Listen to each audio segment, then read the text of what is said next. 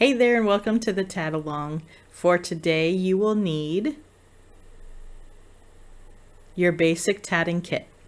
You're going to need a pair of scissors, a crochet hook, one shuttle wound, and a ball of thread. If you prefer, you can use a second shuttle.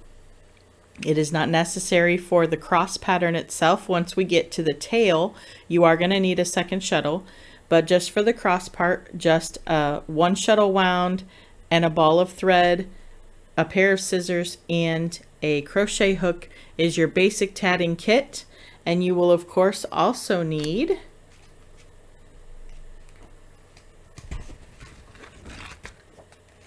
the pattern. So you can check the description box below for the link to the pattern, but today that's what you're going to need. And so there you are. There's all the supplies necessary for today.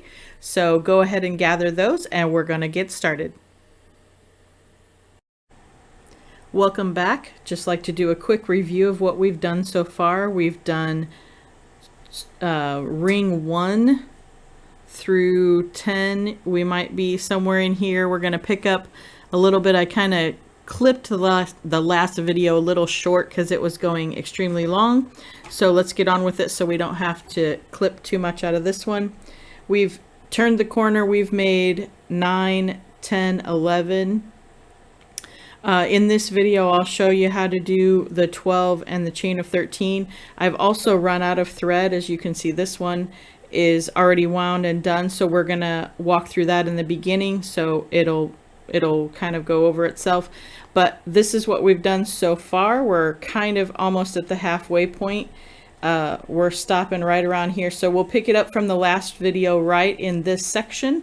So grab your supplies that I've already gone over, and we will finish up the cross, or get as far as we possibly can in this video, and then get on to the tail work, because that's going to be the fun and improvisational part.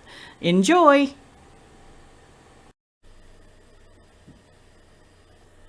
Okie dokie, here we are. 9 was our corner, 10, 11, 12. So here we are at 12. So now we need to reverse work and do 12 double stitches. So reverse work, set up for a chain. Don't hit the microphone.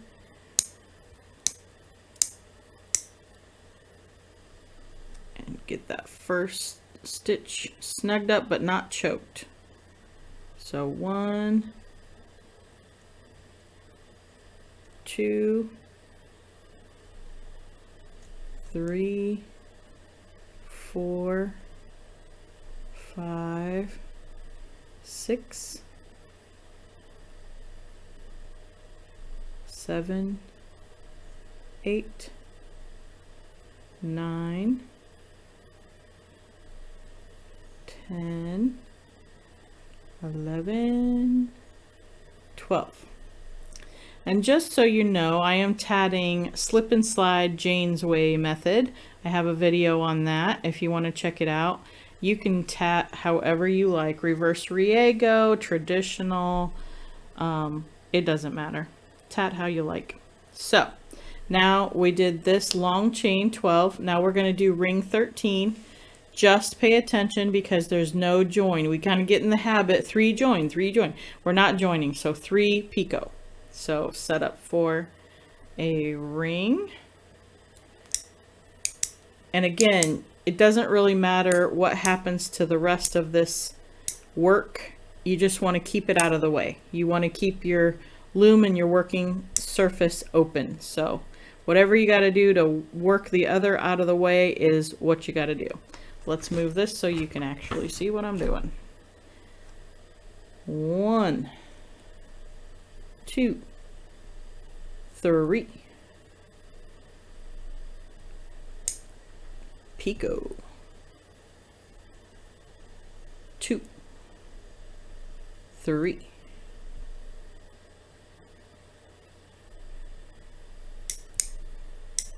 All right, now need to look at our diagram again, because 12 12's picot joins at 13. 13 and 14 join to this picot. So 12, 13. So we're on 13 right now. There's that picot. We want to join to this top picot. So again, just take your work, lay it gently next to or on top of that thread. Get this out of the way.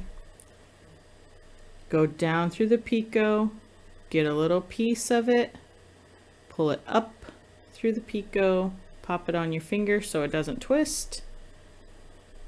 Run your shuttle, pull it down, walkie walkie walkie so it's the same height as the rest of them. Get that out of the way.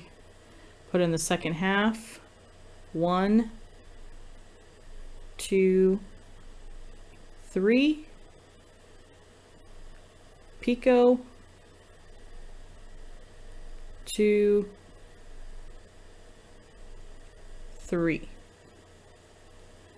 And post our shuttle if you want. Pull it down through. Pull, pull, pull around to 7, all that kind of stuff. Okay, so now we've just done 13. So again, this is the way 13 looks if we're looking at it properly. So 13, arm up, so reverse work, another 12 double stitches in that chain. So set up for a chain. Now we're getting somewhere. We're starting to make something that looks like something, which is always good, isn't it? Making something that looks like something. So, and you want to kind of snug that in. See how that's open? That's going to create gaposis there. We don't want that. So let's snug it up. And you can see I kind of messed up on that. So just kind of ignore that. 1. Because you won't see it in the grand scheme of things. 2, 3, 4, 5, halfway there, 6, 7, whoopsie, 7, 8, 9, 10, 2 more, 11, and 12. Gently snug the stitches, creating the little arc that we want. Reverse work. Now it gets interesting. So now we're reverse work. So now we're on 14. So ring 14, no joining, so 3 picot, 3 join up, so we're going to be 3 picot, 3 joining into this one that has the other 2 joined onto it, 3 picot. And then I bet you can guess if you laid it like that and you're going to be going across, it just stands to reason you're going to be doing 3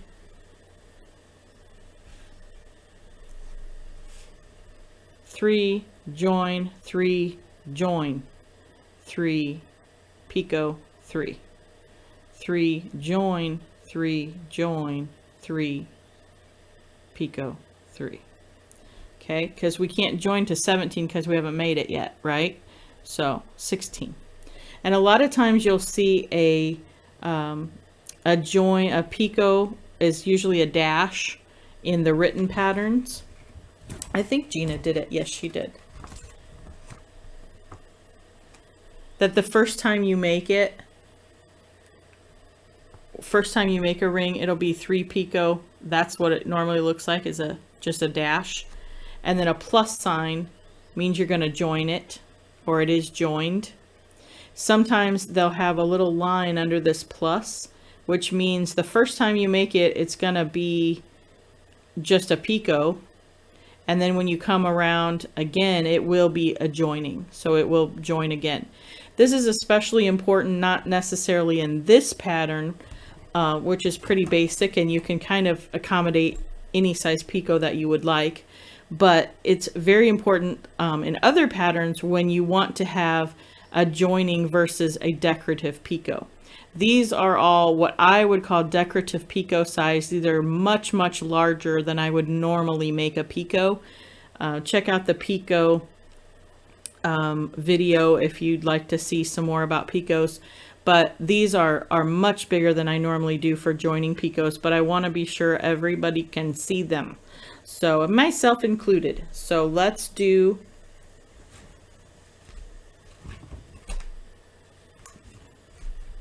$14, so you can see how to join this. Let's do 14. 3 picot, 3 join.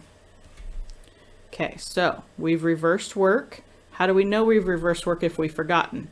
Well, we look at it, we read our tatting.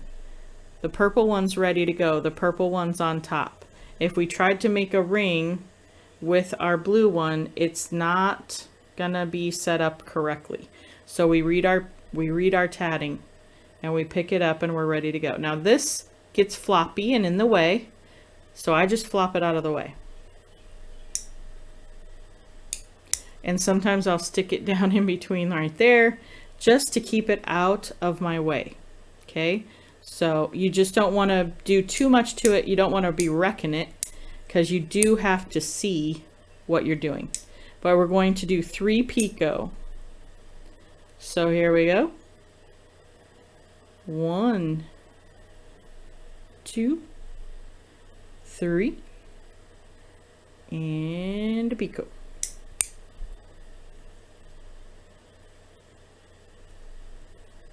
2, 3, and we're joining up with 12 and 13. Come on, be down there. I thought you were low enough. We're joining up with 12 and 13. So, gotta get this all together. So, lay the picot where you're joining, close to your work. I'm gonna leave it a little open so you can see this. And I'm gonna try, this is very awkward, but just so you can see it, I'm going down through the picot and I'm grabbing, oh boy, that's hard to do on camera. Let me just tell you.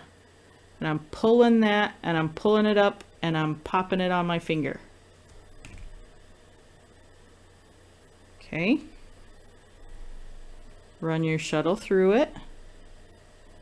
Put your finger back in and gently lift up, which will begin to close that picot and flip that stitch and do all the things you need to do. Walk it gently back down so it's about the same height as the rest of your picots. I mean the rest of your stitches. Okay. That was a horrible shot, I apologize.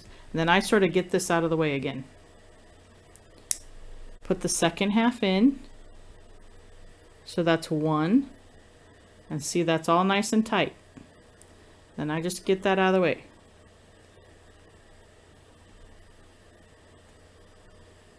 Hold it in the pinch, open up your loom, do what you gotta do. So that was 1,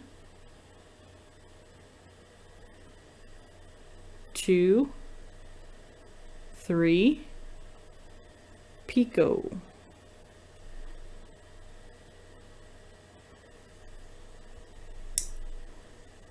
2, 3. And that's how I normally count when I'm counting stuff. I go 1, 2, 3, picot, 2, 3, so that I'm not constantly losing count on my picot or join, and I'll go 1, 2, join, 2, 3 if I'm putting the second stitch in, or I'll go 1, 2, join, 1, 2, 3. So just make sure you're counting appropriately. Push your shuttle down through if you like. Pull around, do the floofy dance, and check out our join.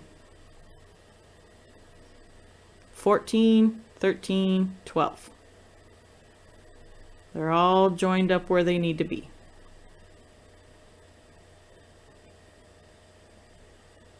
Okay, now we're on to 15 and 16, same thing. 15, you're going to reverse your work right now, do 6 double stitches chain, reverse your work again, do 3, join to this picot, do 3, join to this picot, 3, make a picot, 3, close. So why don't you guys do that, do 15 and 16 on your own, and I'll come back to work through this second clover and then on up to this part, and then we will call it a day. We did so good. Give yourself a round of applause. Standing ovation. Oh, round of applause. All right, I'll be right back and meet you where I said I would meet you, right around the corner of 16, 17, and 18. Okie dokie, here we are. Let me grab my pattern. There's 13, 14, 15. Sorry, had my pattern upside down. There's 13, 14, 15, 16.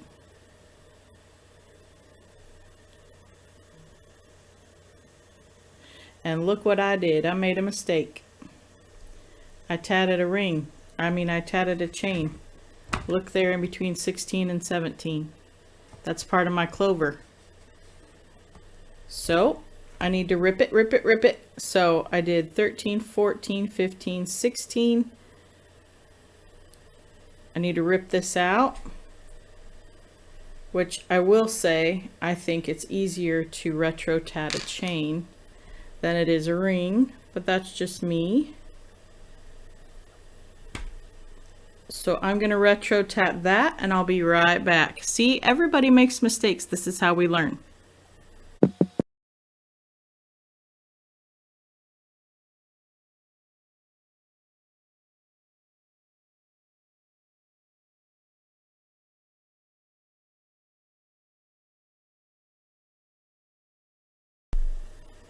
Okay, now we're back. We're at 16. Just completed 16, about to tat 17. So here's our little diagonal piece, but pay attention because 17 is attached to 16. So we're going to go 3, join, 3, join up here to the center one. So I had a tatter tell me one time, join to the picot that makes the most sense, and that just kind of rings in my head over and over again when I get to complicated patterns. So this one is not complicated, thankfully. Gina has done an awesome job. So we're going to go 3, join. So again, 1, and you just kind of keep this out of the way without completely, you know, killing it, and you throw your shuttles a bit just so you can. 2, 3. Boy, is it getting humid in here. Ugh. Everything's sticking. Hopefully this will work and you can see everything okay. So 3, join. We did not reverse our work because we're doing the clover part. So this is the join, second half. So that's 1, 2, 3. And we're going to join up here to 9. We're going to join up here to 9. So let me get this out of the way to make sure you can see. This is a nice big long picot, so go through there, pick up some thread. Well, pick it up actually. Pull it through the picot. Oh, don't split the ply. Okay, try again. There you go. Pull it up through, pop it on your finger, run your shuttle through, walk it back down till it's about the same height as the rest of your stitches. Hold that in the pinch. I usually flip this back over out of the way so that this part can get in there nice and snug. So second half. So there's 1, 2, 3, picot, 2, 3. And I just, sometimes I leave the ring open like that and I go, okay, do I have 3 picots? Okay, there's a join, join, picot. That's 3. I did it. Okay. Post your shuttle if you like. Pull. Down around into the snugging. There you go. And there you have done ring 17. There's no chains coming off of ring 17. So you go straight into 18. So again, just kind of maneuver it so you can get the hold on it that you need. And again, I've switched this all around. I've done a few of these now and I switch it just about every time. So hold it to where you can. So 1, 2, 3, join, because now we're on 18, and 18 joins with 17. That's the only join we got on this one so far. So joins right there to 17.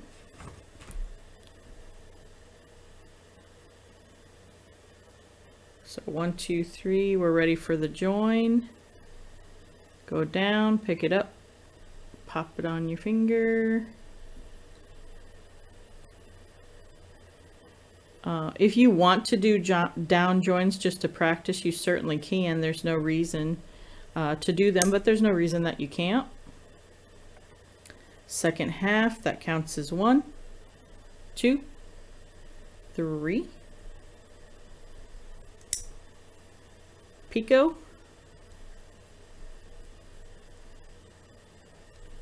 Whoopsie. 2, 3.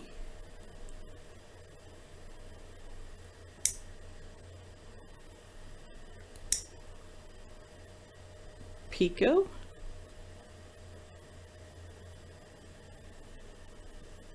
My lumen's getting real small, you can see. 2, 3. Woohoo! We made it. You can see I'm running out of thread. I kind of did that on purpose so I could show you what happens when you do run out of thread. So I'm hoping it will be a happy accident that we can run out at a specific time here. But we'll just see what happens. Take it as life goes. All right. So now we've made it around the corner. 17 to 18 now. There's a chain coming off of 18, so we need to reverse our work. We need to close that ring first. There we go. Reverse our work. And then here comes the trick again. So let's see if we can do a better job the second time. Okay, so we set up for a chain.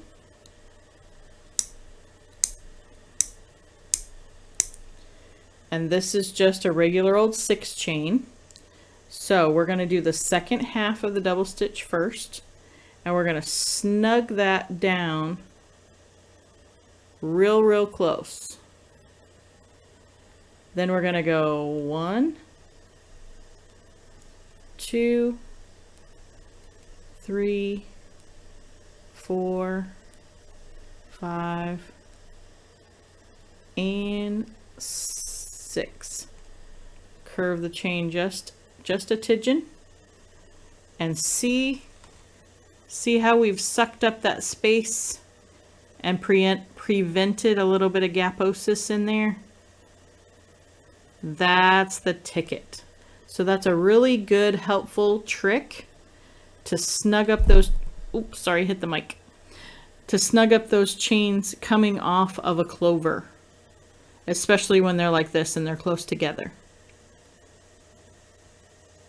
Okay, So again, you just need 18.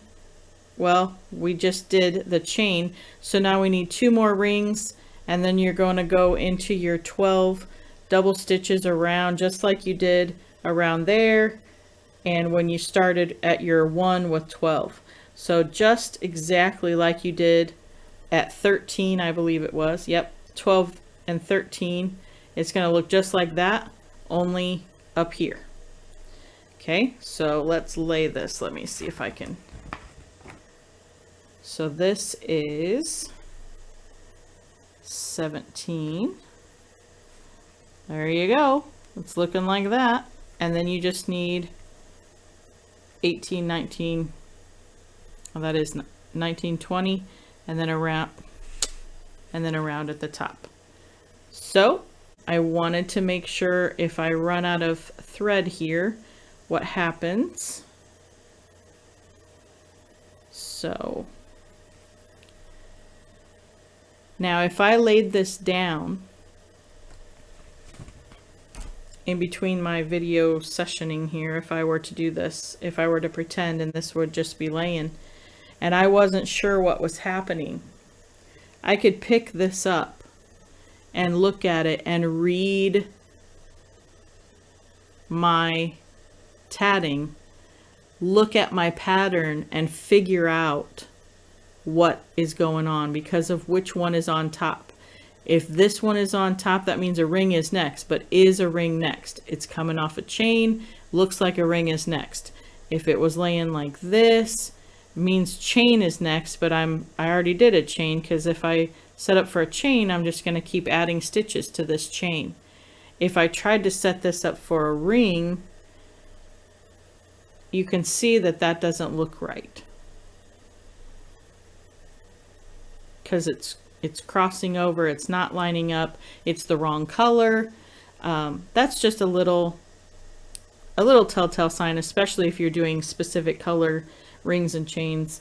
But it's just another way to practice reading. You need to practice reading your tatting, just so you know what's what and who's who and all that sort of thing. And I am going to run out of thread, I think, after this ring. I almost said motif, but this is not a motif.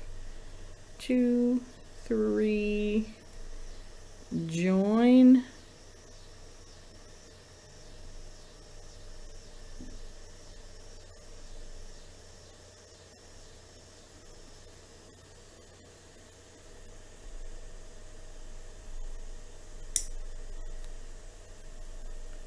Oh, come on.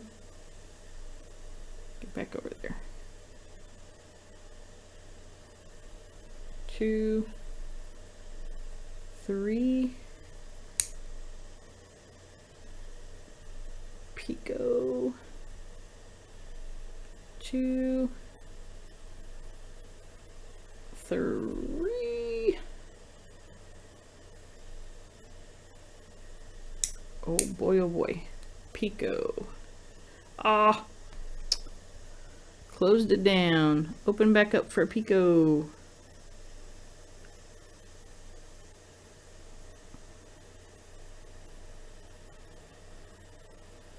There you go.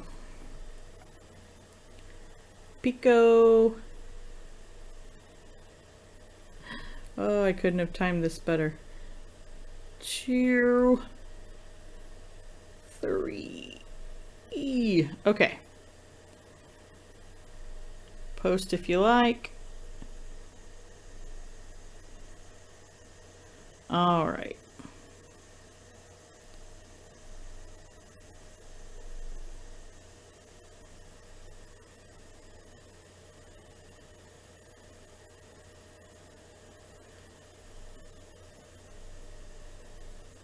Okay.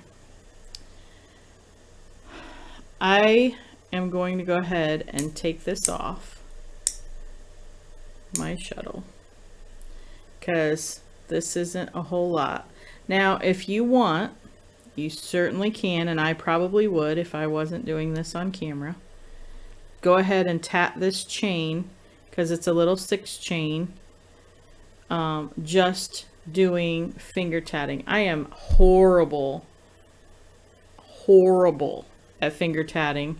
But if you just kind of think about it as, okay, you go, if you do you go under, over. Okay, so I go under. Lord, see, I told you. This is terrible.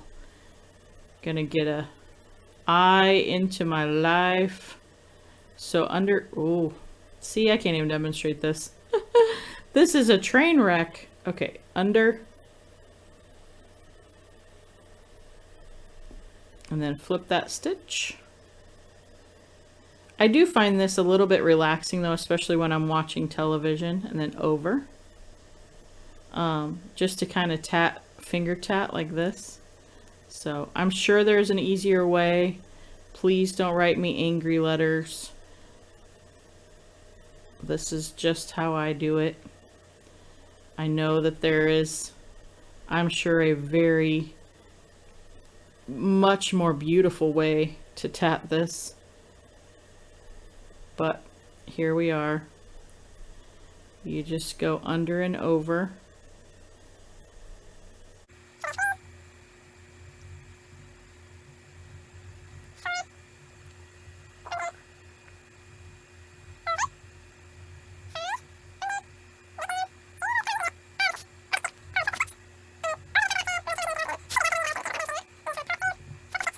That looks not so great, but that'll be fine.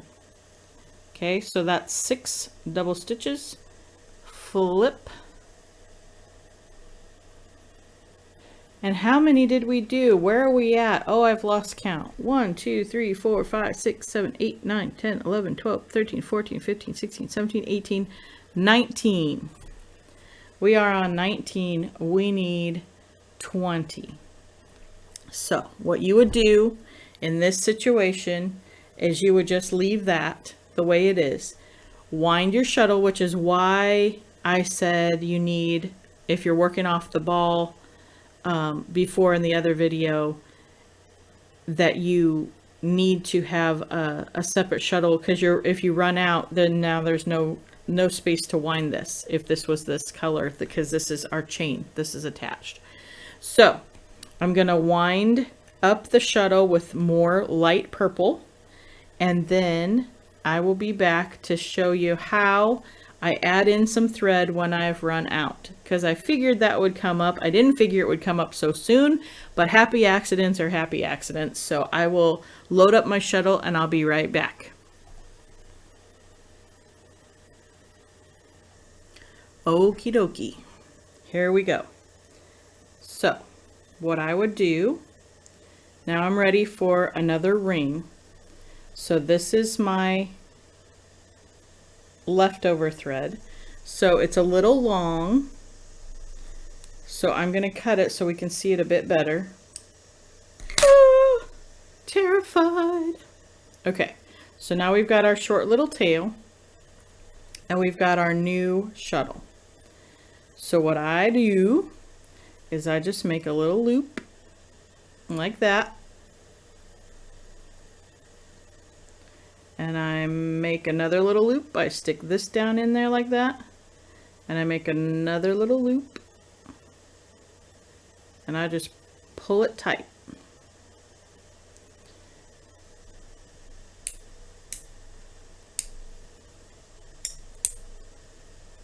And this is where tatting over your tails comes in. I know I have a lot of space, but just trust me on this one.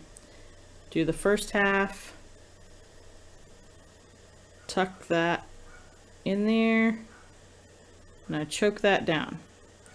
Okay, so now I've got them at least together. I feel secure that they're not going to go anywhere too terrible. So then I can pull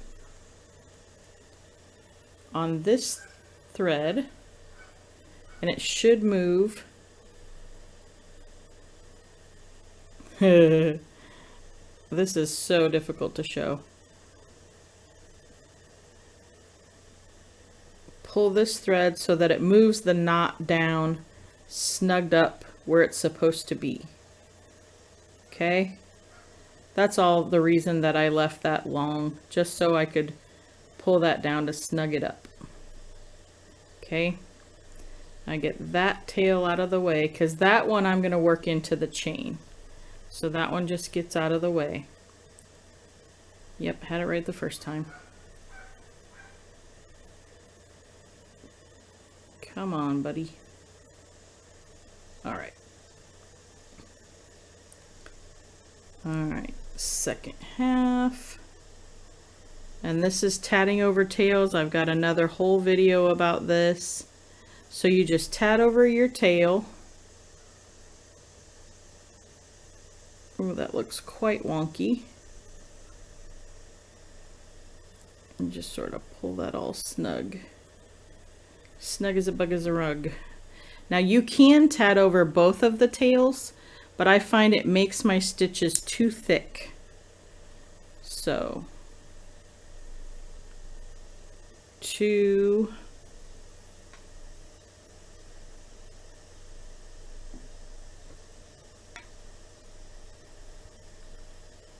go down and up. There's 2 stitches.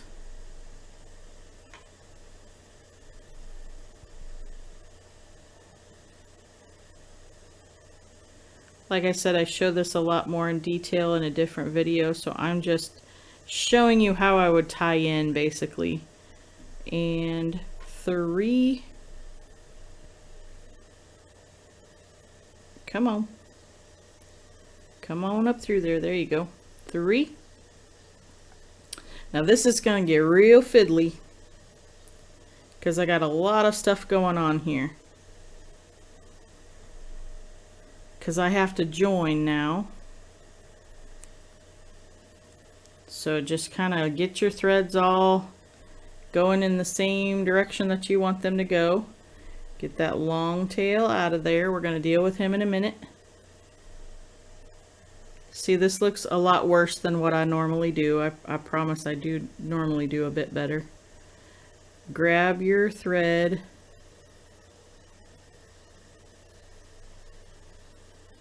Get him out of the way. There you go. He's down there where he needs to be. Now this thread does need to still go through here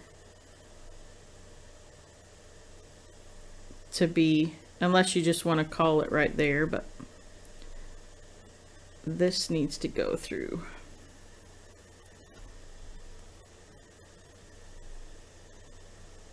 There you go, like that. It created another loop. It needs to go through, it's with the thread. It needs to lay, let me show you. See how it's laying with that thread through the picot? It's not over the picot or encumbering in the picot. So there you go. Again, ratchet it down. There's your 3 join, second half, and then you come up. Boy, oh boy, that just doesn't want to be shown on camera. Like I said, I do a hopefully a little better job in the other video of showing you how to tat over your tails. There you go. Okay, so that's 3. We're going to do 1 more stitch. So this is the first of the neck, or the second, because we joined, so 2. So we're going to do tat over that first one, and then we're going to just get it out of the way. We can snip it off right here if we want. Let's do as Miss Gina did in her videos and just snip it. Snip. Second half. 3. Whoa, got my whole work. Hold on. I did that before on these crosses. I'm like, oh boy, I got all of that. Get that out of the way. Get it back. All right, here we go. Here's a double stitch. 3.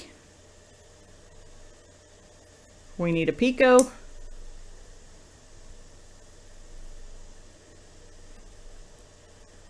2, 3, a picot. Oops, that one got a little small. Open your back up.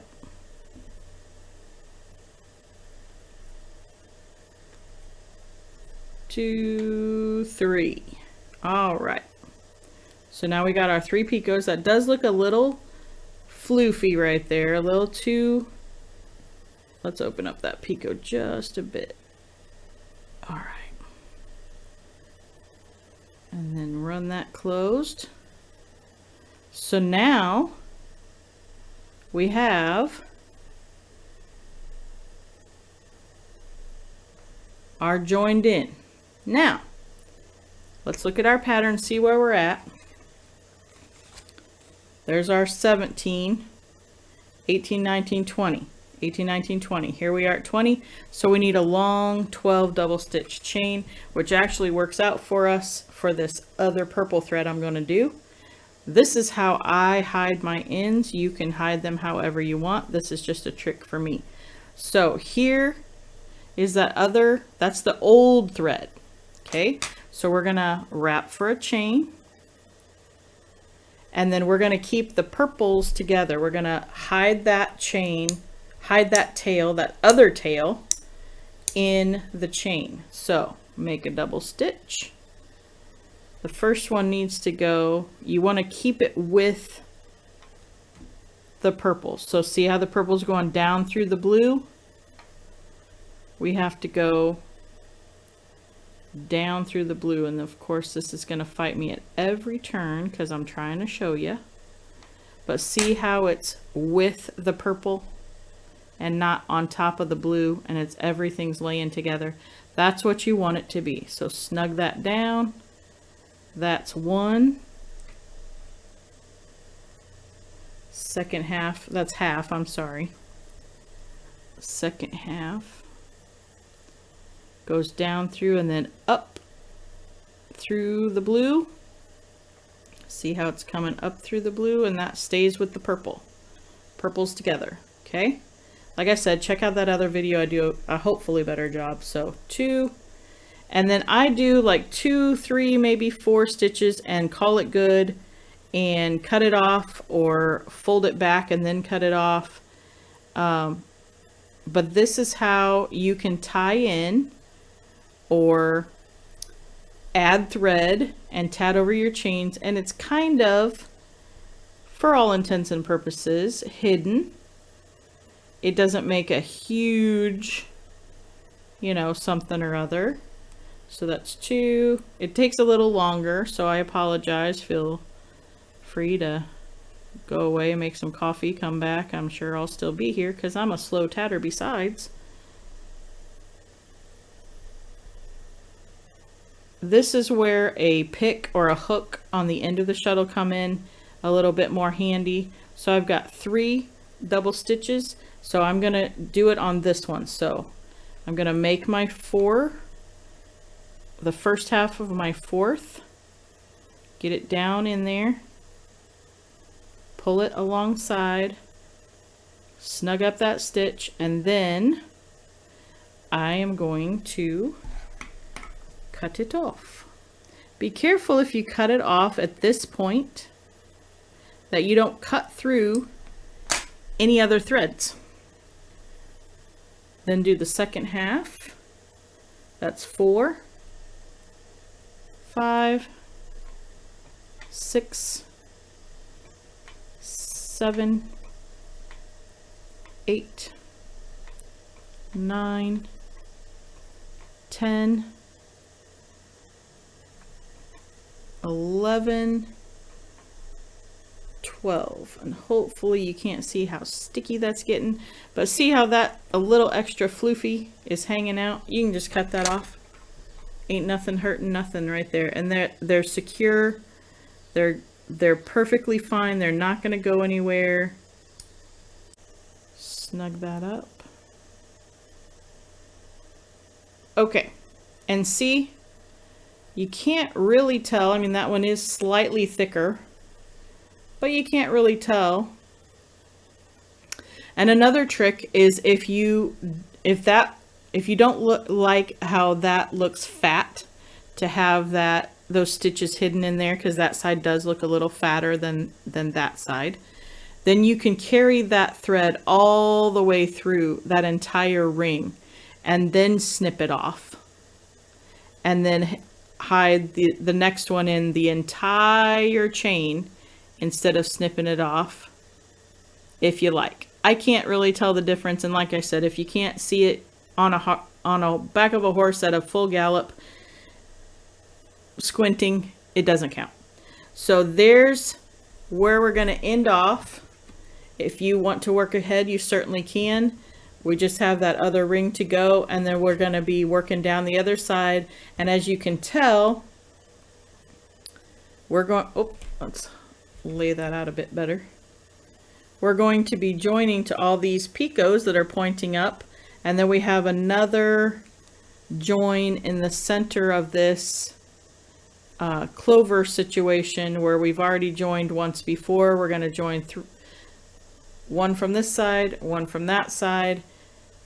As you can see, 25 and 33.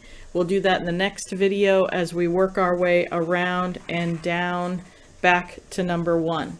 So that'll be on the next video, and then the video after that we're going to work on the chain. And as I mentioned, the chain on this pattern is a spiral chain, also known as a Josephine chain. We are going to incorporate a lot of other things into our chain so that we can practice making different elements and practice different techniques. So I hope that you've learned something in this first half here. I appreciate your time and your patience, and I hope that you're having a blast. I hope that you're having a good time. If you have any questions or concerns, or just want to tell me what a horrible job I'm doing, no, I'm just kidding. If you have any feedback at all, I'd love to hear it. Facebook page, Opposable Thumbs and Scissors. If you want, you could email me. I prefer the Facebook. That way we can maybe have a discussion about it, and we can learn from one another, and that would be super fun. So as I always say, and is the truth, you are the masters of the thread. You have opposable thumbs and scissors. I'll see you next time.